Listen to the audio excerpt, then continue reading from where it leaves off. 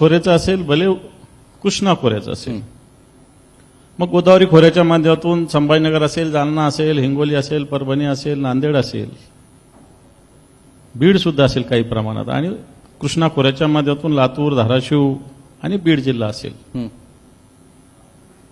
या सगळ्या विषयात मागच्या काळापासून फडणवीस साहेबांचं सरकार होतं त्यापासून मराठवाडा वॉटर ग्रीड नावाची योजनेची घोषणा झालेली आहे.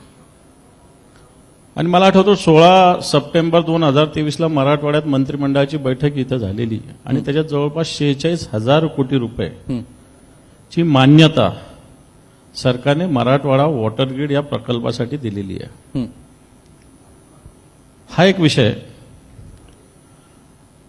हा विषय असताना या 46,000 कोटी रुपयातून जे मराठवाड्यात जे पाणी कोकणातून वाहून जातं ते मराठवाड्यात लिफ्ट करण्याची ही योजना आहे. मोठी महत्वाकांक्षी योजना, ती सहज होणारी नाहीये.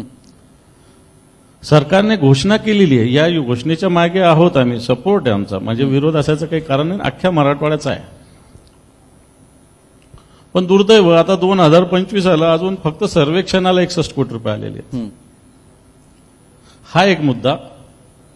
दुसरा मुद्दा, मराठवाड्याला जायकवाडीमध्ये जे हक्काचं पाणी आहे, आता आपण काल परवा भारत पाकिस्तानमध्ये सिंधू जल करार रद्द, अशा एक बातम्या वाचल्या. आता बाकीच्यांना त्याच्यातला जल करार काय, तो कसा होत असतो, पाण्यावर अधिकार कोणाचा असतो, याच्या एक स्वतंत्र मला वाटतं चर्चा करण्याचा वेगळा विषय तो, मी त्याच्यावर जात नाही.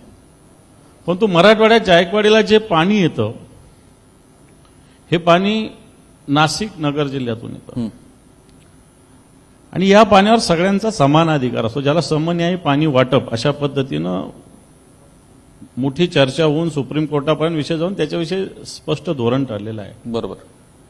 परंतु मागच्या काळामध्ये या मराठवाड्यात येणारं पाणी जर बघितलं तर या ना त्या कारणामुळे याला अडथळे आणले जातात.